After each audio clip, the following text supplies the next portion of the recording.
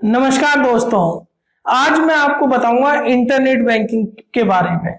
यानी कि जितने भी हमारे इंडिया के बैंक हैं, हर कोई इंटरनेट बैंकिंग फैसिलिटी प्रोवाइड करता है। तो आज मैं इसके बारे में बेसिक इंफॉर्मेशन बताऊंगा और बताऊंगा कि किस तरीके से आपको डरने की भी जरूरत नहीं है अगर आप इंटरनेट बैंकिंग ले लेते हैं तो। देखिए क्या है इंटरनेट बैंकिंग, एक तरीके से जैसे आप ताले में चाबी लगाते हैं वैसे ही यूजर नेम और पासवर्ड काम करते हैं। जब भी आप इंटरनेट बैंकिंग लेते हैं तो बैंक या तो आपको यूजर नेम और पासवर्ड देता है या फिर वो खुद आपको जनरेट करने होते हैं ऑटोमेटिकली। इनको आप सुरक्षित संभाल के रखिए। इससे क्या है कि आप घर बैठे ही बहुत सारे काम कर सकते हैं, वो हम आगे डिस्कस करेंगे। इंटरनेट बैंकिंग का इस्तेमाल आप लैपटॉप, डेस्कटॉप, आईपैड या मोबाइल पर आसानी से इस्तेमाल कर सकते हैं। इन सब के लिए एक सेम यूजर नेम पासवर्ड आप जो जनरेट करते हैं वह होता है।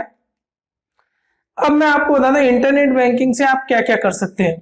देखिए अकाउंट स्टेटमेंट निकाल सकते हैं, फिक्स डिपॉजिट क्रिएट कर सकते हैं, यूटिलिटी बिल का पेमेंट भी कर सकते हैं, मर्चेंट पेमेंट कर सकते हैं, आप फंड ट्रांसफर कर सकते हैं किसी और बैंक में, आरटीजीएस, एनईएफटी, चेकबुक की रिक्वेस्ट दे सकते हैं, इंश्योरेंस भी खरीद सकते हैं, अपना मोबाइल या डीटीएच भी आप रिचार्ज कर सकते हैं इंटरनेट बैंकिंग के माध्यम से। सबसे बड़ा फायदा जो इंटरनेट बैंकिंग पे ये होता है कि आपको ब्रांच में लाइनों में नहीं खड़ा रहना पड़ता। आज की डेट में 99% काम आपके इंटरनेट बैंकिंग के द्वारा हो सकते हैं। जो लोग टेक से भी है, थोड़ा अच्छा टेक्नोलॉजी का ज्ञान है, उनको कभी ब्रांच जाने की जरूरत ही नहीं पड़ती। जैसे कि स्टेट बैंक ऑफ इंडिया जैसे बैंक ने आपके 100% काम इंटरनेट बैंकिंग पर ही हो सकते हैं। यहाँ तक कि आप अकाउंट भी इंटरनेट बैंकिंग पर ही खुलवा सकते हैं, आपको ब्रांच भी जाने की जरूरत नहीं है। तो ये एक बहुत अच्छी टेक्नोलॉजी। अब जैसे इंटरनेट बैंकिंग के बहुत अच्छे फायदे हैं। एक तो ये 24 आवर्स चालू रहती है, मतलब आप रात में, दिन में कभी भी अपना अकाउंट स्टेटमेंट चेक कर सकते हैं, अपना बैलेंस चेक कर सकते हैं। आज की डेट में इंटरनेट बैंकिंग का जो यूजर इंटरफेस अलग अलग बैंकों के द्वारा दिया गया है वह काफी यूजर फ्रेंडली होता है। यानी कि इस्तेमाल करने में बहुत आसान होता है, जो कि कोई 8वीं 5वीं क्लास का बच्चा भी उसको इस्तेमाल कर सकता है। आपका टाइम बचता है, आपको अननेसरी एक तो ब्रांच जाके अपना टाइम बर्बाद करने की जरूरत नहीं पड़ती। आप घर बैठे मिनटों में अपना एनईएफटी, आरटीजीएस सारे ट्रांजेक्शन कर सकते हैं। अगर देखा जाए तो बहुत कन्वीनियंट। सिक्योरिटी, आप अपने पासवर्ड अपने पास रखिए, ओटीपी किसी के साथ शेयर मत करिए। आपके बैंक अकाउंट में कोई किसी तरह का फ्रॉड बिल्कुल भी नहीं कर सकता। फ्रॉड जनरली तभी होता है तब आप अपना ओटीपी किसी के साथ शेयर कर देंगे या कहीं ना कहीं यूजर नेम पासवर्ड आप कहीं के साथ किसी के साथ शेयर कर देंगे।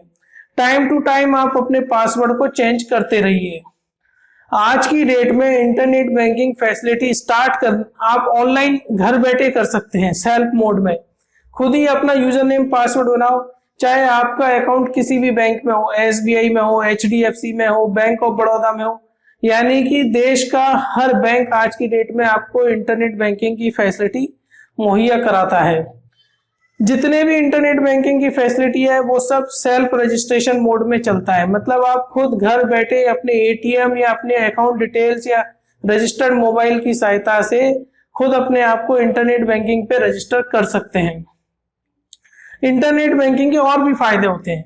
मान के चलिए आपको डर लगता है कहीं मुझसे कुछ गलती ना हो जाए, ट्रांजेक्शन ना हो जाए, तो आप सिर्फ व्यूइंग राइट्स ले लीजिए। उसमें क्या होता है, सिर्फ आप इंटरनेट बैंकिंग पे अपने ट्रांजेक्शन देख पाएंगे, आप किसी तरह का फंड ट्रांसफर नहीं कर पाएंगे, नॉन फाइनेंशियल ट्रांजेक्शन भी नहीं कर पाएंगे। एक होता है लिमिटेड, मतलब आप अपनी एक लिमिट सेट कर दीजिए कि मेरे अकाउंट में 1 लाख से ज्यादा का फंड एक दिन में ट्रांसफर नहीं होगा। एक होता है फुल ट्रांजेक्शन राइट, मतलब आप अपने इंटरनेट बैंकिंग आपने फुल ट्रांजेक्शन राइट्स के साथ ली हुई है और आपको अब उसमें किसी भी तरह का कोई भी ट्रांजेक्शन करने की छूट है। आज की डेट में जितने भी बैंक है उन सब की मोबाइल ऐप काम करती है। यानी कि मोबाइल ऐप पर एसबीआई, आईसीआईसीआई, एचडीएफसी सब ने अपनी अपनी मोबाइल ऐप बनाई हुई है। आपका जिस भी बैंक में खाता हो उस बैंक की मोबाइल ऐप इंस्टॉल करें और इंटरनेट बैंकिंग की सहायता से उस पर लॉग इन करें। अब बात आती है कि ये जितना भी आज की डेट में हर बैंक ने एक फैसिलिटी दी हुई है कि आप खुद ऑनलाइन अपना अकाउंट ओपन कर सकते हैं, चाहे SBI हो चाहे HDFC हो। सिर्फ आपके पास आधार कार्ड, पैन कार्ड और जो रजिस्टर्ड मोबाइल नंबर है आधार कार्ड में वो होना चाहिए। आप लोन भी ऑनलाइन, अगर यदि आपने इंटरनेट बैंकिंग ले रखी है तो आप लोन की एप्लीकेशन भी ऑनलाइन दायर कर सकते हैं, जो कि बहुत सुगम और सिंपल होती है और आपके चांसेस भी कम होते हैं कि आपकी लोन रिजेक्ट हो। आप एक चीज का ध्यान रखिए कि इंटरनेट बैंकिंग अगर आपने ले रखी है तो बिना OTP आए हुए उसमें कोई ₹1 का ट्रांजेक्शन भी नहीं कर सकता। इसलिए अपना मोबाइल अपने पास सुरक्षित रखें और अपना यूजर नेम पासवर्ड किसी के साथ शेयर ना करें। अब बात आती है, जब भी अगर यदि आपको इंटरनेट बैंकिंग चालू करनी है तो आपको इंटरनेट कनेक्शन हमेशा होना चाहिए, यानी कि अगर विदाउट इंटरनेट कनेक्शन आप ट्रांजेक्शन नहीं कर पाएंगे, ये एक लिमिटेशंस है।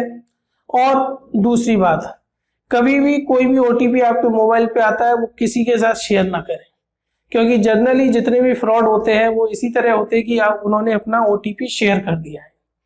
तो फ्रेंड्स, मुझे उम्मीद है कि इंटरनेट बैंकिंग से रिलेटेड मैंने काफी सारी क्वेरीज आपकी सॉल्व करी होंगी। अगर फिर भी कोई क्वेरी रह गई हो तो आप नीचे कमेंट्स कर सकते हैं और प्लीज मेरा वीडियो अपने सोशल मीडिया पर जरूर शेयर करें और मेरा चैनल सब्सक्राइब करवा के रखें। धन्यवाद।